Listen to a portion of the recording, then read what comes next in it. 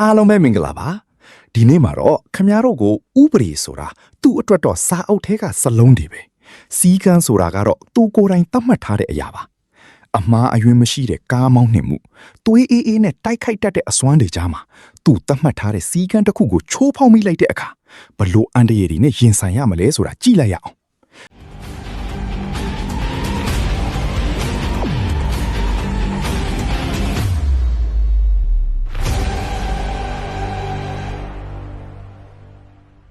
ဇလန်အစမှာတော့ကျွန်တော်တို့ရဲ့မင်းသားကြီး Frank ကို EACC ကားမောင်းနေတာမြင်ရပါလိမ့်မယ်။သူကတာမန်လူတော့မဟုတ်ဘူးဗျ။သူက transporter လို့ခေါ်တဲ့ပစ္စည်းပို့ဆောင်ပေးသူတစ်ယောက်ပါ။သူမှာတင်းကျပ်တဲ့စီကံ၃ခုရှိတယ်။ပထမကသဘောတူညီမှုကိုဘယ်တော့မှမပြင်ရဘူး။ဒုတိယကနာမည်မမေးရဘူး။တတိယကတော့ပါဆယ်ထုတ်ကိုဘယ်တော့မှဖွင့်မကြည့်ရဘူးဆိုတာပါပဲ။ Frank ကဒီစီကံတွေကိုအသက်ထက်အလေးထားတဲ့သူပေါ့။ဒါပေမဲ့ဒီနေ့မှာတော့ပုံမှန်အတိုင်းပစ္စည်းတစ်ခုကိုတည်ဆောင်လာရင်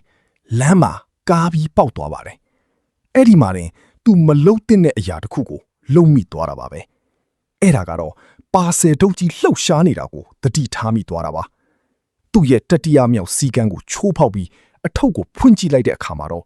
အထဲမှာပစ္စည်းမဟုတ်ပဲပါဇက်ပိတ်ခံထားရတဲ့မိန်းကလေးတစ်ယောက်ဖြစ်နေတာကိုတွေ့လိုက်ရပါတယ်။အခြေအနေကဒီမှာတင်စပြီးရှုပ်ထွေးလာပါပြီ။ Frank ဟာအဲ့ဒီမိန်းကလေးကိုရေတိုက်ပြီးပြန်ထည့်ပေးလိုက်ပေမဲ့သူ့ရဲ့စိတ်ထဲမှာတော့မတက်မတာဖြစ်နေပါပြီပစ္စည်းကိုတွားပိုးပြီးအပြန်မှာတော့သူ့ကားကိုဘုံခွဲပြီးတတ်ဖို့ကြိုးစားခံရပါတော့တယ်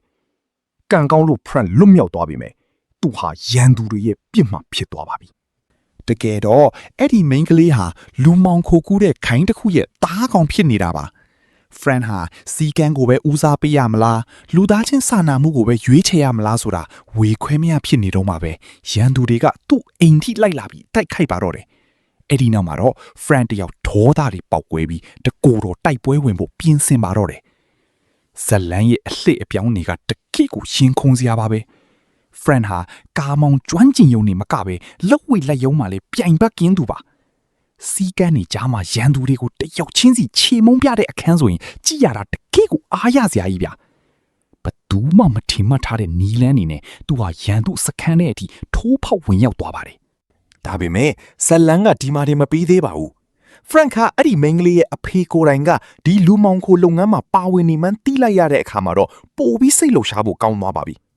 Frank ဟာကလေးတွေနဲ့လူပေါင်းများစွာကိုတည်ဆောင်လာတဲ့ကွန်တိန်နာကားကြီးတွေကိုတားဆီးဖို့စ조사ရင်အသက်နဲ့ရင်းပြီးတိုက်ပွဲဝင်ရပါတော့တယ်။နောက်ဆုံးမှာတော့ Frank ဟာသူ့ရဲ့ကားမောင်းကျွမ်းကျင်မှုနဲ့တက်တီကိုအသုံးချပြီးမကောင်းဆိုးဝါးတွေကိုနှိမ်နင်းနိုင်မလား။ဒါမှမဟုတ်စီကံဖောက်ဖျက်မိတဲ့အတွက်ပေးဆက်လိုက်ရမလားဆိုတာကတော့